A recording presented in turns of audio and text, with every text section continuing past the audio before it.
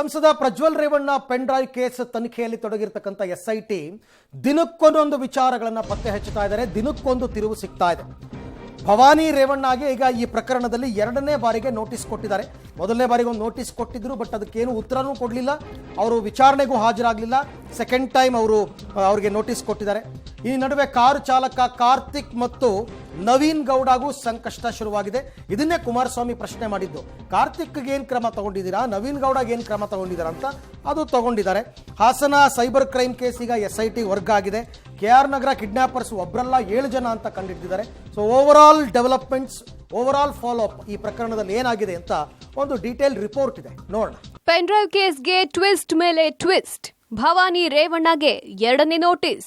Prajwal pen drive case ದಿನೇ ದಿನೇ ಒಂದಿಲ್ಲೊಂದು twist ಪಡೆದುಕೊಳ್ತಿದೆ. ಆರೋಪ ಪ್ರತ್ಯಾರೋಪಗಳ ನಡುವೆ ಪ್ರಕರಣ ಮತ್ತೊಂದು ಹಂತಕ್ಕೆ ತಲುಪಿದೆ. ಮಹಿಳೆ ಅಪಹರಣ ಕೇಸ್ನಲ್ಲಿ ಈಗಾಗಲೇ ರೇವಣ್ಣ ಜೈಲು ಸೇರಿದ್ದಾರೆ.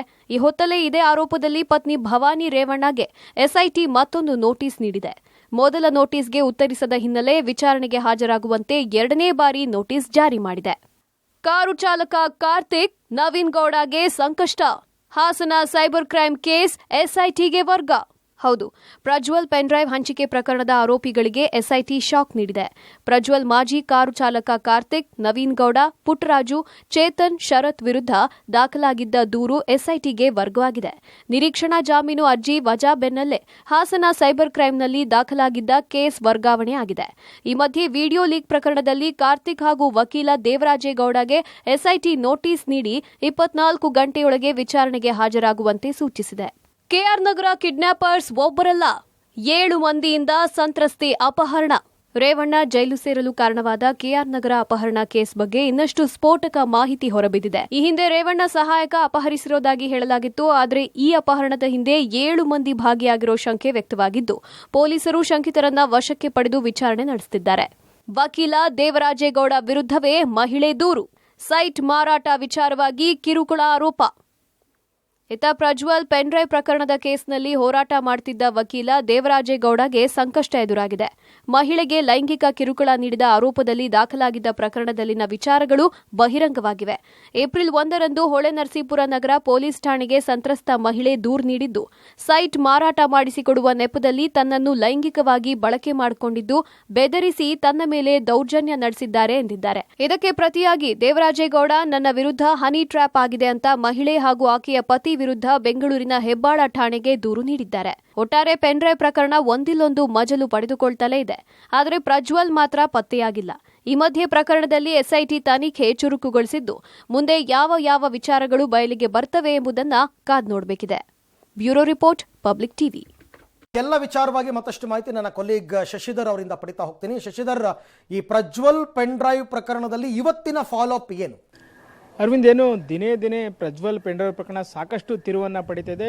ಇಂದು ಹಲವು ಟ್ವಿಸ್ಟ್ಗಳು ಸಿಕ್ಕಿರ್ತಕ್ಕಂಥದ್ದು. ಒಂದು, ಪ್ರಜ್ವಲ್ ಪೆನ್ ಡ್ರೈವ್ ವಿಚಾರವಾಗಿ ಕಾರ್ತಿಕ್ ಹಾಗೂ ದೇವರಾಜೇಗೌಡರಿಗೆ SIT ನೋಟಿಸನ್ನು ನೀಡಿದ್ದು 24 ಗಂಟೆ ಒಳಗೆ ಹಾಜರಾಗಲು ಸೂಚನೆ ನೀಡಿದೆ. ಮತ್ತೊಂದೆಡೆ ದೇವರಾಜೇಗೌಡರು ಏನು ಸುದ್ದಿಗೋಷ್ಠಿ ನಂತರ ಅವ್ರಿಗೆ ಈಗ ಸಂಕಷ್ಟ ಎದುರಾಕಿರ್ತಕ್ಕಂಥದ್ದು. ಯಾಕೆಂದರೆ ಏಪ್ರಿಲ್ 1ರಂದು ಹೊಳೆನರಸೀಪುರ ನಗರ ಪೊಲೀಸ್ ಠಾಣೆಯಲ್ಲಿ ದೇವರಾಜೇಗೌಡ ವಿರುದ್ಧ ಮಹಿಳೆಯೊಬ್ಬರು ಲೈಂಗಿಕ ದೌರ್ಜನ್ಯದ ಪ್ರಕರಣವನ್ನು ದಾಖಲಿಸಿದ್ದಾರೆ. ಈಗ ಅದರಲ್ಲಿ ಇರ್ತಕ್ಕಂತಹ ಅಂಶಗಳು ಬಹಿರಂಗಗೊಂಡಿರ್ತಕ್ಕಂಥದ್ದು. ಹಾಗಾಗಿ ದೇವರಾಜೇಗೌಡರು ಈಗ ಬಂಧನದ ಭೀತಿ ಎದುರಾಗಿರ್ತಕ್ಕಂಥದ್ದು. ಮತ್ತೊಂದೆಡೆ ಕಾರ್ತಿಕ್ ಹಾಗೂ ದೇವರಾಜೇಗೌಡ ಏನಿದ್ದಾರೆ, ಇವರಿಬ್ಬರು ಸಹ ಪೆನ್ ಡ್ರೈವ್ ಯಾರು ಬಹಿರಂಗವಾಗಿ ಹಂಚಿದರೆ, ಎಲ್ಲಿ ಅಪ್ಲೋಡ್ ಆಗಿದೆ, ಆ ಪೆನ್ ಡ್ರೈವ್ಗೆ ಬಂಡವಾಳ ಹಾಕ್ತಾರೆ ಯಾರು, ಎಲ್ಲ ಅಂಶಗಳನ್ನು ತಿಳಿದುಕೊಳ್ಳಲು ಕಾರ್ತಿಕ್ ಹಾಗೂ ದೇವರಾಜೇಗೌಡ ಅವರಿಗೆ SIT ನೋಟಿಸ್ ನೀಡಿದೆ. ಅಲ್ಲದೆ ಇಲ್ಲಿ ಇನ್ನೊಂದು ಅಂಶ ಏನು ಅಂತಂದರೆ, ಇದುವರೆಗೂ ಸೈಬರ್ ಕ್ರೈಮ್ ಠಾಣೆಯಲ್ಲಿ ಏನು ಪ್ರಕರಣ ದಾಖಲಾಯಿತು, ಇದರ ತನಿಖೆನೀಗ SIT ಅಧಿಕಾರಿಗಳು ತೆಗೆದುಕೊಂಡಿದ್ದಾರೆ. ಹಾಗಾಗಿಯೇ ಈಗ ಏನು 24 ಗಂಟೆ ನೋಟಿಸ್ ತಲುಪಿದ 24 ಗಂಟೆ ಒಳಗೆ ದೇವರಾಜೇಗೌಡ ಹಾಗೂ ಕಾರ್ತಿಕ್ SIT ಮುಂದೆ ಹಾಜರಾಗಬೇಕು. ಹಾಜರಾದ ನಂತರ